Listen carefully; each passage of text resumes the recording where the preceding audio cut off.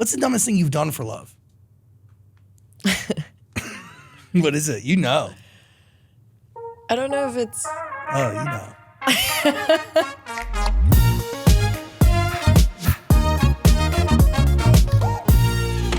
Hi, beautiful human. I'm Zach, and I'm really excited to be here with Dua Lipa. Hey.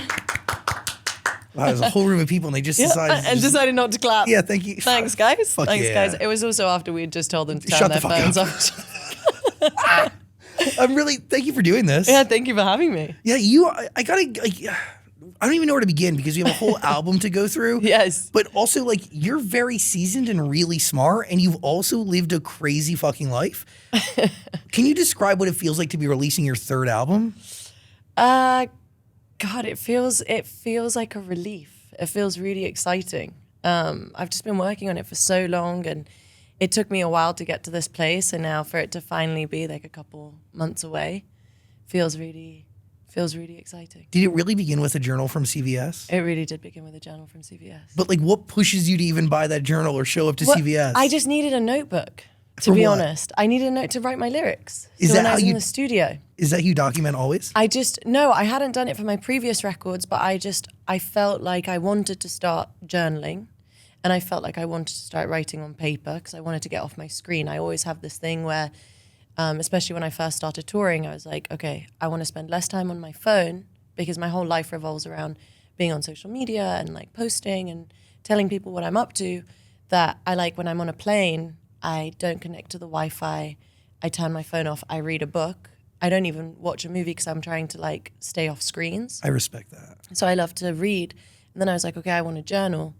And then that's what I decided. I also loved the idea of just, I don't know, felt good to write things down. I didn't know how important that CVS notebook would become in the end. But it is. It's really one of my prized possessions. Do you remember your first entry? Yeah, I actually wrote Radical Optimism on the very first page. Really? Yeah. Where does that idea or spirit or how would you describe it? What is radical optimism?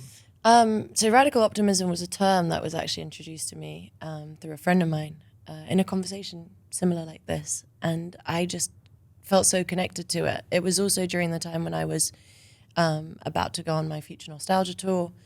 And, I just made this whole record that I'd envisioned was going to be played out, in clubs, and people were going to go out and dance. And then obviously we all went through collectively a pandemic. And the way that I had initially envisioned people to experience that record went out the window. And I think that kind of showed me so much radical optimism just in the fact of letting go is so important. And that some things you just can't control, and what's meant to be will be. And I'm a firm believer that every single thing takes its own course, everything has its own life, and it comes out the way it's supposed to. The way people react to it is the way they're supposed to. There are some things that are just completely out of my control. And I think because I'm such a planner, because I'm someone who loves to make sure that everything's down to the, to the minute, because that's how I feel like I'm in control of my life, especially when I'm so busy, that it's shown me the importance of spontaneity and just rolling with the unexpected. And radical optimism followed me through these past few years where things might not go the way that I envision them to. Things might not work out the way that I want them to. Things might, whatever that may be, but it doesn't mean that it's the be all and end all, or it's the end of something, or quite the contrary. It's actually the beginning, or it pushes you and propels you to grow and to change and to see things from a different perspective. And so radical optimism just became more and more prevalent. And so everything that I was writing had an optimistic flair. And I have this belief that what I write and what I sing almost becomes a manifestation, because I say it all the time. So it's like a mantra, and it becomes so true. It's like a repetitive thing. And so as long as I'm putting in something positive, and for everyone who's listening to it and everyone who's singing it, if I can inject some optimism and some positivity and some fun and light to whatever we're feeling, then I'm being of service in some way. And however that's received is how it's supposed to. And that's out of my control. So I'm trying to be a radical optimist. How do you balance that with, okay, people who work with you will describe you as somebody who will work till a lyric is perfectly perfect. You've been described as a perfectionist. Like, you admittedly have a type A personality. So how do you balance that with being able to flow and to look at any situation and find the good in it? I think, well, even the idea of going back in and like changing every lyric came with confidence and came with time. Like, I didn't have that before in my albums. Whatever I wrote on that first day in the studio was pretty much what ended up in the album. Like, maybe some minor tweaks or some changes of a word or maybe a minor melody change or something, you know? But the way that it was made there and then in the studio was probably how it was heard. Was that because of fear of speaking up for change? Or? No, it was more just the fact that I was like, that's as good as I'm going to get it, and that is my best. Whereas now I'm at a point where I'm like confident enough to dig a little deeper and feel like I can get better out of myself. I get it. And I can conduct myself in a room, especially when I was first starting. I was going in with songwriters and producers who'd been doing this for way longer than I had. You know, for me, I was going in like a kid with a dream that just wanted to sing and perform and write songs, but hadn't really known the process of going in with an idea, creating a song, and then having to perform it and tour it around the world. Now I know what is needed of me. Now I know, you know, what it's like to perform these songs in front of a crowd. And now I know what it is to rehearse and prepare for a performance and a show. And so that kind of changed my perspective. And like, I need every little thing to be perfect to aid me in the rest of the steps, you know? It's interesting, like, because you realize all of the pieces that are at play all the time and how big the ecosystem really is and how everything does work together for each other. And I'm assuming that you take things, yes, from your early sessions, but also from your live shows that makes its way to the studio when you're crafting a record. Yeah, totally. I mean, things that I write about are from personal experience. Totally. And I think it's, for me, some of my favorite things is how do I craft a story into the melody that is the most catchy and fun, but I'm also telling something that's personal, while at the same time with an optimistic flow. You know, whatever it is, it's just like, it's crafting, it's the jigsaw, it's that's the thing that I love the most. Is there something from your first album that something that you were doing back then that you carry with you still today? I think I've changed, honestly, so much because I don't know. I've learned, I've become more confident in my craft, but I think there's always been a juxtaposition. Like, I've always loved duality. I've always loved the happy and the sad. I've always described my music as dance crying. I feel accurate. Like it is. I feel so like accurate. that's something that really resonates with me. But I feel like I've grown and matured, and my taste is more refined, and I know what I want from myself. So, but I think like the dance crying element, that will forever be my genre. So what type of life does one need to live in order to get art that fits the dance crying genre? That's an interesting question. I don't know. I think, you know, before I used to think that I had to be in like I had to be going through some kind of like toxic relationship to be able to write a song because sad feelings were the easiest to connect to.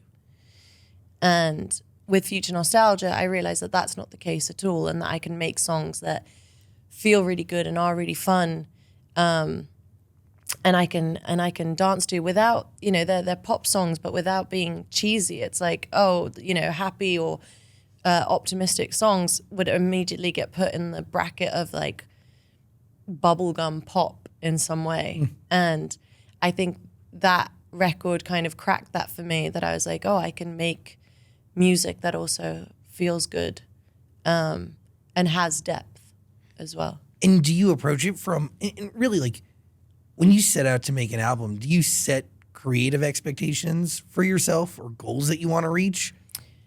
I think for me, it's just being able to grow and change and allow myself to create something different every time. Like, I don't really want to get stuck in the cycle of trying to repeat the success of something that's already happened, because it's happened. And it's easy to get stuck in that if something's been successful, because then your mind's like, okay, I have to replicate that thing. And that was, you know, maybe with my first album, I had, you know, new rules and One Kiss and Electricity. And it was like, okay, now I have to go into the second record. And it's very easy to get into the cycle of how do I replicate that? But I had to separate myself from that to create something new. And I had to do it again to create something new again. And I think each of those have their own world. And I think that's beautiful. And I think if you just do it for the art and for the love of it, then you won't carry this like deep pressured expectation, because for me, as long as I'm really proud of it, of what I've been able to like put out, and I feel like I've grown as an artist and as a songwriter, then I'm hopeful that that will translate also to everybody listening. And it does. Like, one of the first things about this album was there's a cohesion. No songs sound alike. The evolution's there. The range is crazy. And I feel like I don't lie. Like, I have this like problem where I just like vomit honesty. It's fucked up. I like was fighting with my boyfriend on my way here, and we're listening to the album. Oh, dude, what the fuck are you doing to me? It's really, but then also like it starts rough, but then it gets beautiful at the end.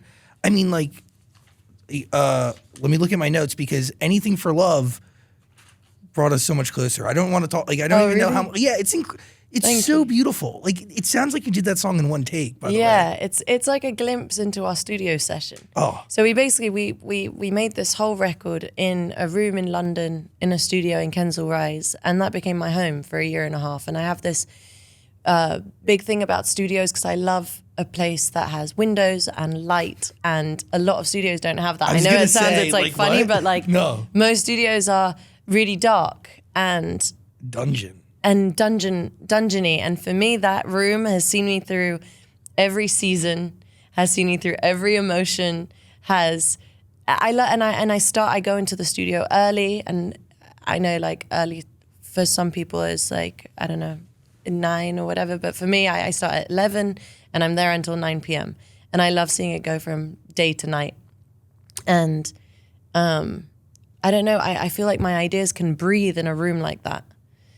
And we were all together in the room, and our engineer, Jan, who'd been there for the whole 1.5 years with us, helping us like set the mics up and do everything. He's a super talented piano player. And I asked him to play for us in that moment. I was like, Jan, I think you should be a part of this track as well. And he came and played, and it was just beautiful to have the energy of all the people who have played a little role in making this record with me, to have that moment. And so, yeah, it was really just me on an SM7, kind of like this mic, in the room making, Anything for Love. It's stunning. Thank you. It's the build and the way it like kind of drops, and like it's really amazing. Thank you so much. No, like it gives me Smash energy. And like maybe there's push, like maybe they go, oh, it's mid-tempo. You're idiots. It picks up. It's flawless. Thank you. Where are you at though in life when you need to write that song? And does that make its way into the journal first? Yeah, I mean, everything was kind of written like diary form. Like every day when I went into the studio, it was just kind of, this is how I'm feeling, this is what I want to write about. And Anything for Love, I guess it's just one of those, every studio session starts with a conversation. And so we're just kind of bouncing off, ideas and perspectives. And it's kind of this idea that we live in such a fast world where it feels like things are easy to dispose of. So people don't really fight for things that they really care about, or they're very quick to let go of things that are meaningful because, I don't know, it feels like, and in that sense, that's where I went in for Anything for Love. It's like, remember the time when people really fought for something, or love really meant something, and it wasn't just this throwaway thing. And so that's really where that song stemmed from. Hello, beautiful human. Every year, millions of gamers experience IGSS, inadequate gaming setup syndrome. Luckily, a cure has been found. You have to go beyond with the Vibrasonic mattress by Beyond Sleep. This thing has 6 built-in subwoofers, USB ports for charging, LED lights so you never stub your toe. It gives you an acoustic massage when you want it, plus adjustable degrees of comfort. This right here is the best way to game ever. Cure your IGSS today at BeyondSleepTech.com. And does every song kind of start the same, right? Like where it's you in the studio writing? Do you go into a session? Do you experience life and then like kind of spill into the journal? Yeah, pretty much. It always starts with like a cup of tea. We sit, we chat for like an hour and a half. However, it really depends on the day, like how we're feeling. And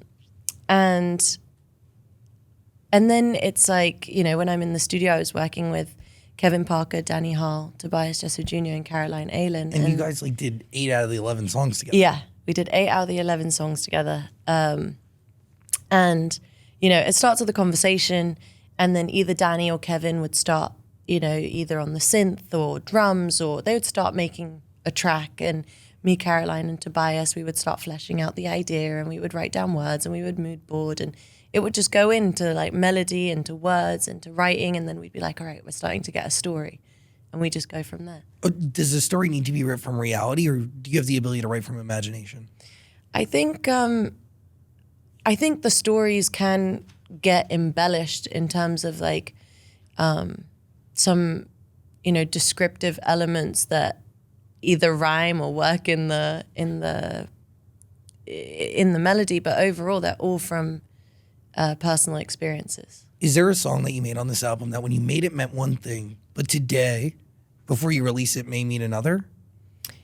I think they all kind of shapeshift. Like I said, like when I write things and when I'm in the studio, I'm like, I should be careful what I say because I do manifest stuff into my life. It's powerful. And so by the end of the record, I always go back and I'm like, oh, it's almost like I preempted this thing. Or, oh, I really, like, I really brought this person into my life, or this is what I thought. You know what I mean? Yeah, totally. It's like it's a real manifestation. So for sure, they take on a new life. So what'd you manifest here? What did I what? What'd you manifest with this one? All good things. Yeah. Yeah. Some more radical optimism. Some more radical optimism. So does that genuinely mean we're looking at any situation and seeing it as a glass half full, not half empty? Yeah, half full always. And do you believe that is fueled by confidence? I think it's just perspective over time. I think, I don't think it's even, I think it's experience maybe. It's like you go through the hardships, you come out of them stronger and smarter, or you'd hope. And you kind of either don't repeat the same mistake again, and you kind of look at it, especially in hindsight, where you go, everything that I went through, even if it was tumultuous or painful or sad or whatever, it's like it brought me to where I am now. And so no experience isn't worth going through or feeling or reminding yourself of in some way. Do you believe manifestation has played a part in your success? I think, yes. I want to say yes, because I think, you know, people can maybe think of manifestation of this idea that you're doing witchcraft or something. It's not. But it's really, if you set an intention and you think about it every single day of your life. And for me, like Glastonbury, for example, when I first started making music, I dreamt about the day that I would get asked to headline Glastonbury at the Pyramid stage. And I've probably thought about it every single session that I'm in the studio, because when I write a song, I go, oh, what's this going to sound like at Glastonbury? That's the first thought. And that, in a way, is setting that idea, that intention in the back of my mind. Whether I say it out loud, I know it. And that just lives there, and it's just brewing, and it's just holding on. It's something that I'm actively working towards without, you know, without even thinking about it, but you are thinking about it. Exactly. So I think it's powerful because it's your own personal goals that you set for yourself, that then you have something to look towards. It's really powerful. Yeah, for sure. I believe in it. I've done it. Yeah. No, shit's real. For sure. It is incredibly real. Yeah, I believe it. But there is a lot that comes down to hard work and consistency. Definitely. And this act of not, like, manifestation is a part of the whole thing, but like there's this consistency thing. Like you didn't stop. Like I had no idea you were a bouncer. Not a bouncer. Okay. I was like a door girl. Okay, so you're checking So IDs? I was like, no, not checking IDs. That's what a bouncer does. Okay, so what were you doing? I was the one with the guest list. I was going to say, like, And, you don't like, give the bouncer, really. Thing. No, I don't think I've got like the muscle power for that. But I did that when I was like 17 years old. You lived in London on your own, right? I lived in London on my own from when I was 15. So I was born and raised in London. I lived there until I was 11. Moved back to Kosovo, because that's where my parents are from. I'm originally from Kosovo. Lived there until I was 15. And at 15, I decided I wanted to come back to London and be in a place where everything was happening and go to school and put covers up online and get a job and do all these, all kinds of things. But what was your pitch to your parents? Well, it was just like I have to get. So there are these exams in the UK called GCSEs, and you have to get those to be able to go to university in London. And I wanted to live in London, and so I was like, okay, I need to go back and get these exams if I want to go to uni there. And so that was kind of the original pitch, and I was also like, I want to try music and see how it goes. And that was the pitch. And now when I ask my parents, which is just madness, they're just like, you were just a hard kid to say no to. Like, I was very determined. I felt like I knew what I wanted from a young age, and they were really supportive of my dreams. And they trusted me. And, my parents had me really young. My mum was 23, my dad was 26. They left Kosovo because of the war in Yugoslavia. And so they like really adapted to so many different situations in their own life. They were separated from their family. They had to like grow up and figure their own way. And they were working in bars and restaurants. And at the same time, when I was born, then like making sure that I wasn't missing out on anything. It was just, they kind of instilled this heavy work ethic in me. So I think they kind of either maybe saw a part of me in them or some kind of determination or something there that they were like, okay, like, go, do it, try and see what happens. And they pushed you. Yeah. But they were there. They were really there. Really special. Yeah. What does it feel like to make them proud? It's amazing because I get to share it with them, that I'm so close with my family and my siblings, and just like we're such a unit, which is really fun. And to get to experience all these things, it means a lot. Because they keep me the most grounded. Like, it's madness, this world. And they give me normalcy. And they instilled this, like, the fact that I can live almost like two lives at the same time. It's like I have music and my, who I am on stage is in one place, and then who I am at home and with my friends is a different person. Almost. And I love being able to have those two. I think that, I can't be one without the other. That's so, I was just going to say, like, one, incredibly healthy, but two, because of that, your art will always be authentic, but also be understood. Like, I felt so understood by this album. Wow, thank you. And somebody who can get lost in the sauce or whatever the fuck the atmosphere is of being one of the biggest, most culturally significant pop stars, maybe really one of all time, dude.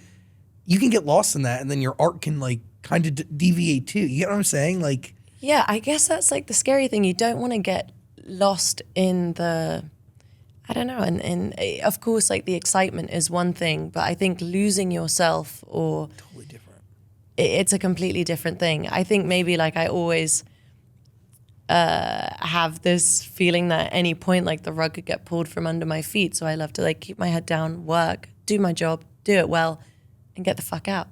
Go and hang out with my friends, Like that's really just the way I like to do it. And I love that duality that I get to have in life. Like that gives me so much peace. Balance. How do you define success?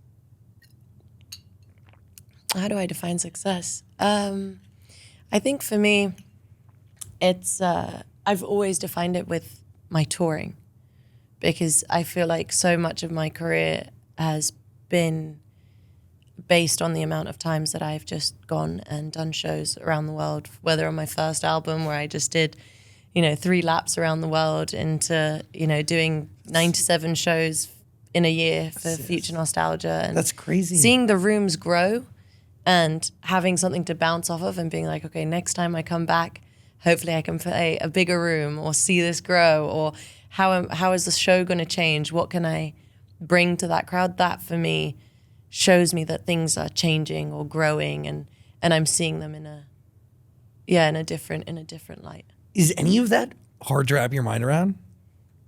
I mean, every time I get out on stage, I'm like, whoa, I can't believe this is my life. But it's a dream. It's a dream. It's something that I've always dreamt of. And before I knew like the ins and outs of what is needed of me in this as a career, like when I was a kid, when I thought about being a singer and being like, oh, this is what I want to do, my mind directly went to me being on stage and performing. And that is like such a massive joy for me. I feel so energized. And yeah, it can be like grueling, and it's like, it's a non-stop kind of traveling, kind of, way of life that you have to adapt to in unconventional circumstances where you have to make a home in every single place. But I love touring because I just make the most of it. I go and see the city. I go to the restaurants. I go and be a tourist. I go and experience the culture, and then I get up on stage and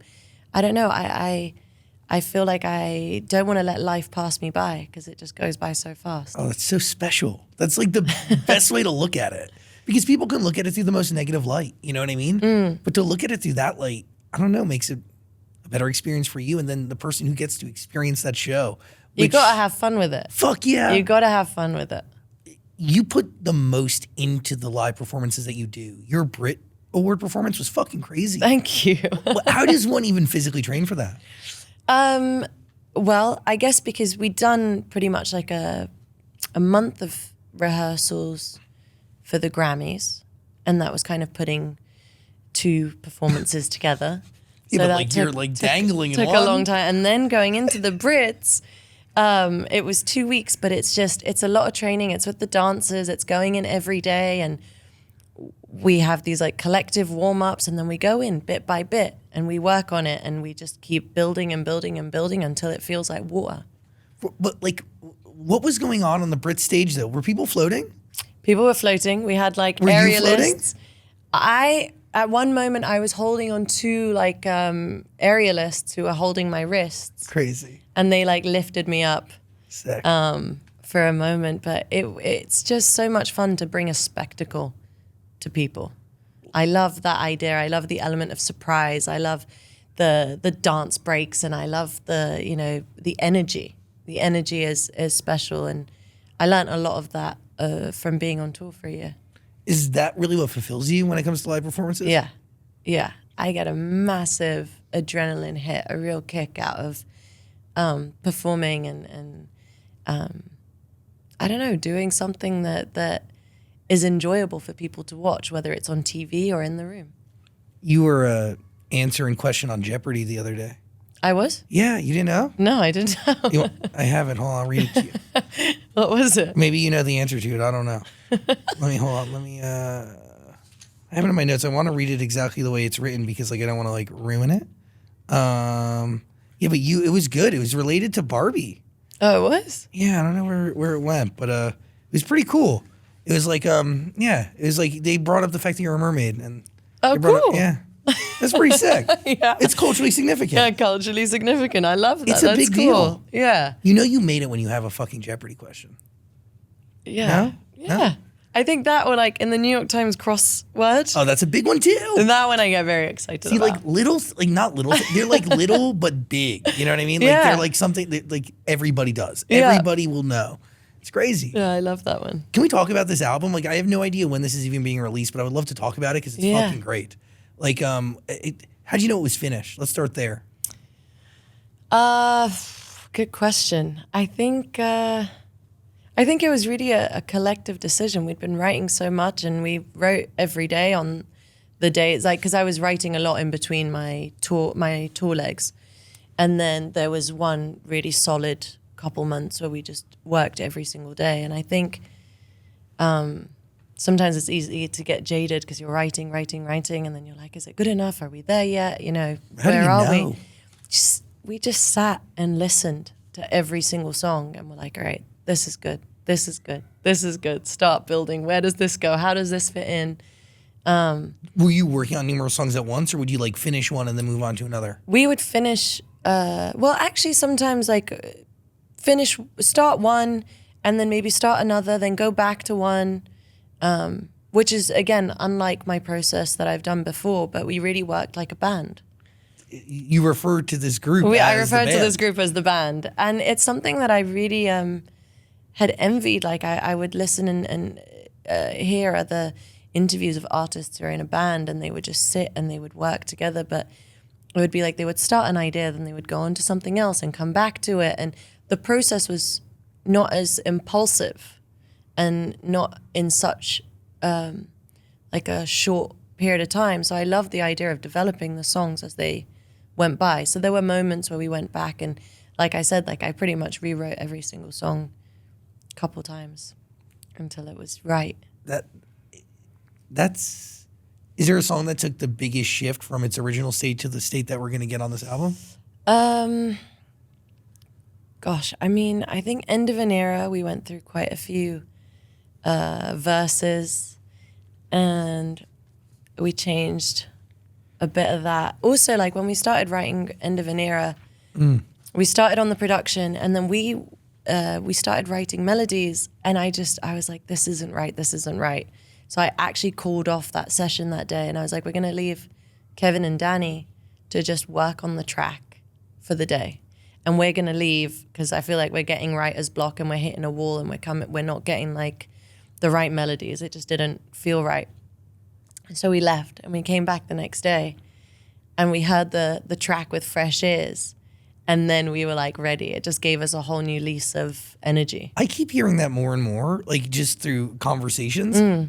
Listening to something a day later, it changes your life. Changes everything. Because all you do is hear it, Yeah. and you don't know at a certain point. Like it's like nose blindness for your ear. You have to separate yourself from that. And I think before I used to be so hard on myself. And I think because, again, like the confidence thing and also going to a room with like experienced writers and feeling like I wasn't good enough, I feel like it was, I don't know, I just kept beating a dead horse, basically, like over and over. And nothing good comes of that. So when you remove yourself and you give yourself that grace to be like, all right, today's not working and it's okay. And not to, I'm going to go and have lunch. I'm going to go out. I'm going to do something. I'm going to come back tomorrow and I'm going to have a fresh perspective. And it helps. God, so healthy. Yeah. But it's hard. Like I guess like a part of you wants to see something finished or like maybe that was trained in you. Yeah, I think it's just that feeling of the accomplishment, the delivery, just being like, it's done, you know, whereas things don't have to be like that. I think things can take time and you can, just allow yourself to have that time. What was the first song you fully finished? Illusion. Yeah. And Illusion was the first song. That was also kind of like, it was the first session that we did all 5 of us as a band. And it just clicked. It was at that moment where we were like, okay, I think we're onto something now. How'd you Because know? right after that, it was, the day after that, we wrote Happy For You. And the day after that, we wrote What You're Doing. And it was in 1 week, we wrote 3 songs that ended up on the record. And so we were just on this roll. We were just, there was just an energy shift. And we all felt like we were working towards something. And we had a very clear idea of where we were going. And that was... Where were you going?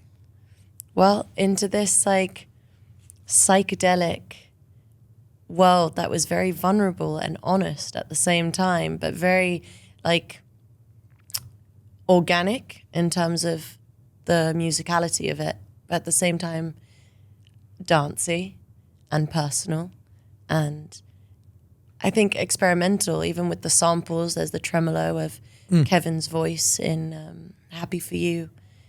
which I just absolutely love, and like the sound with the birds, and it just transports you into a completely different place. When we wrote that song, I knew that was going to be my album closer. Was it the texture? It was the texture of it. It also felt like I just matured and seen myself grow as I was writing that song.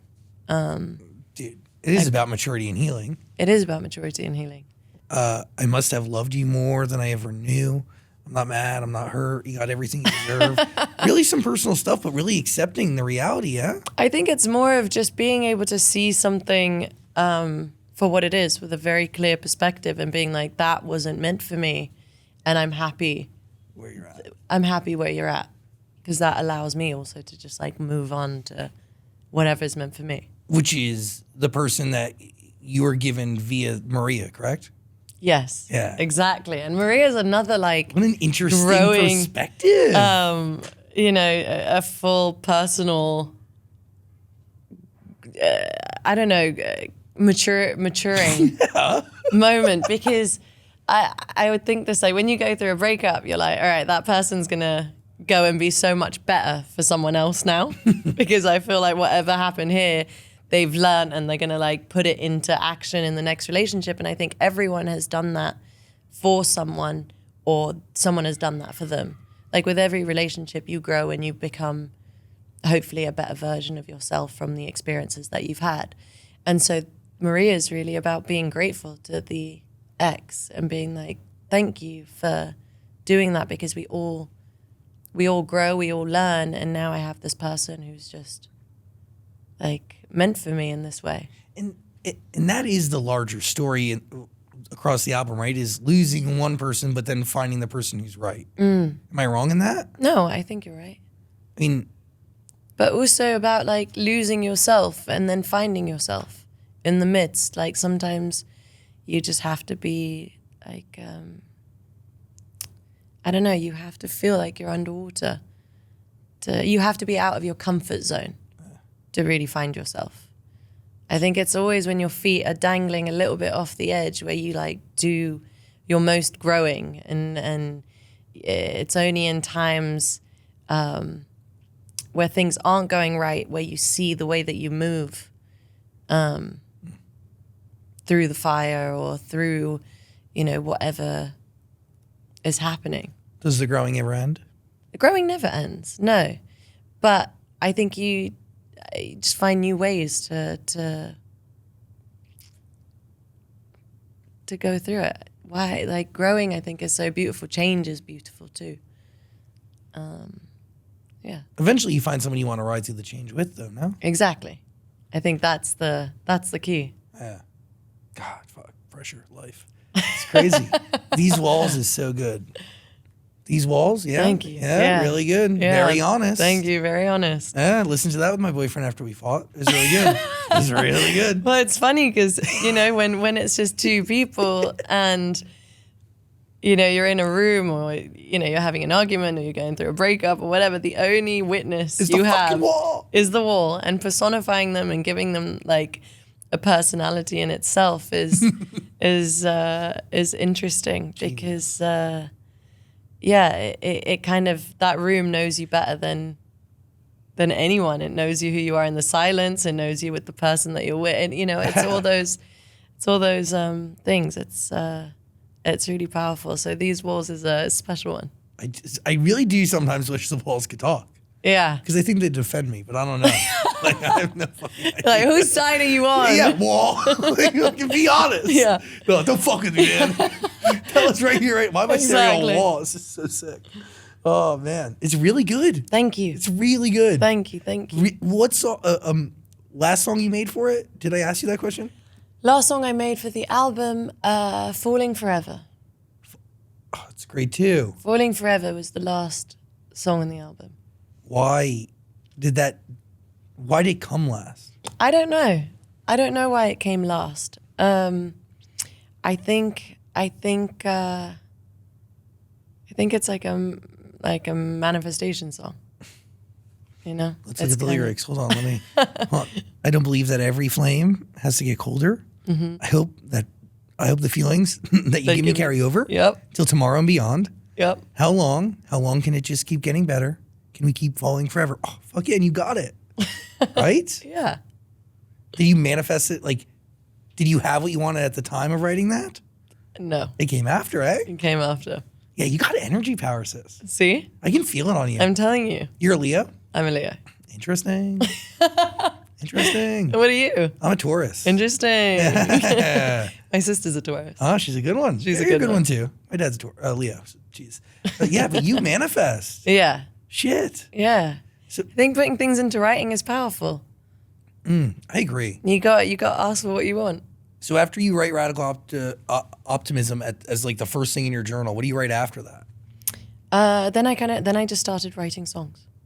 You wrote like, didn't you write over like 90 songs for this one? 97. That's to be precise. Okay. Holy shit. Which is actually funny because one of my dancers, Lamar, we were doing rehearsals for the Brits, and he's like, "It's crazy you wrote 97 songs because we did 97 shows when we were touring in 2022," and I didn't even realize, and I was like, "What does that mean?" 97 means something. You're born in 95, right? I was born in 95. Yeah. Yeah, you throw 95 and everything. I like that. Yeah. It's good. It's good Good branding. number. No, it is a great number.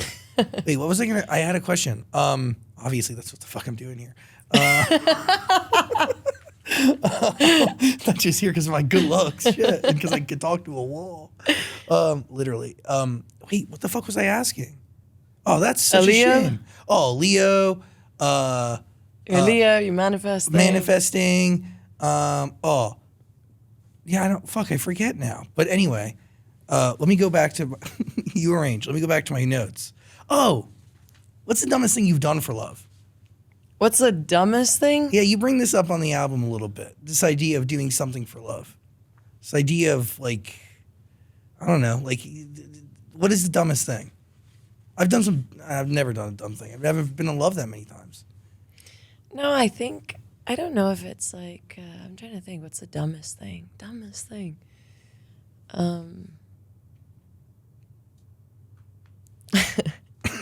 What is it? You know. I don't know if it's... Oh, you know. It's not even like dumb. It's just very forward, I guess. Like, when two people just feel like they're just so connected immediately. So you're really open-hearted and you just say everything that you feel. It's not dumb. It's just... It's honest and scary when you're free falling and you're like, all right, I'm going to take a leap and just say how I feel without being afraid of it. And if it doesn't work out, it doesn't work out. At least I'll be really honest and be like, I don't know, I have this really crazy, overpowering feeling. And yeah. You know energy. Yeah. You feel I think, yeah, I'd like to think that I'm like an energy person. Yeah, I can sense it. Yeah. So like in that situation, right? Like, are you doing that numerous times or is it only? No. Yeah, it's like to the person, the right person. Yeah, it's like, it's a feeling. And you just hope it's like reciprocated in that moment. Beautiful. Your hair, the color, what song is it connected to? Because you mentioned that it was... Yeah, it was really, I think, during the time when I was writing Training Season and Houdini, that I felt like the color red was really coming through. I mean, there's so many different... Blue, obviously, is a big part. I feel like that's the album cover. I think that's These Walls. I think that's Happy For You. I think blue is a very optimistic color. I think maybe red's the more radical side. Duality again? Duality again, yeah. Interesting. So blue to you, when you look at that album cover, it means... Well, to me, that screams radical optimism, honestly. I feel like I'm very like calm and composed in deep waters with a shark nearby, which in any other circumstance is like a cry for help. But it's kind of standing really strong in a moment of maybe fear, Do you end the album in that place or do you start the album in that place? I think both the start and the end of the record, they're equally radically optimistic. The first one being the free falling, the end of an era, the idea of like, whoa, this could be it. Is this my happy ending? Like, I don't want to come to my senses kind of thing.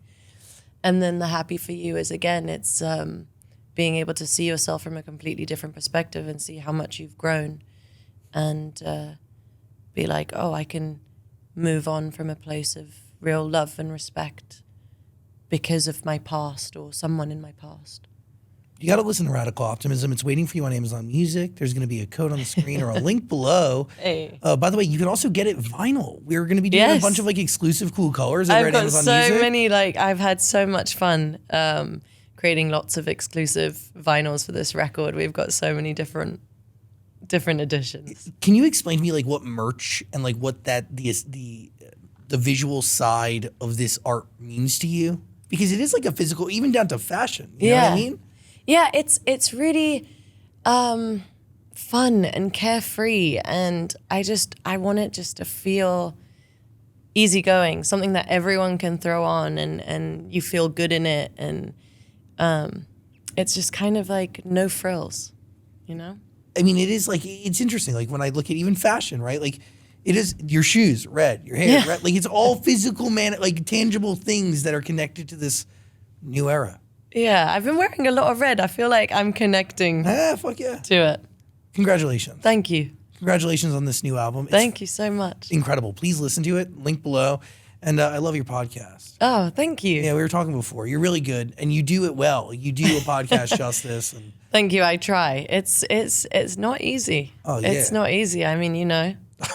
No, you do it all the time. It's for me, I have so much respect for you. It takes me so long. It's like I read so many other articles and watch the documentaries and listen to other podcasts and do all the prep, which is why my podcast has to come in phases, because I just can't manage everything at the same time because it takes up a lot of space. But I love it and I enjoy it and I learn so much from like the incredible guests I get to have. Like the conversations are really special, and I have the most respect for you because like what I told you before is like people can go and like just do a podcast and make it like put no work into it and not care, and then it's not good for anybody. But the reality is like when you do it, you can actually grow as a human. And totally.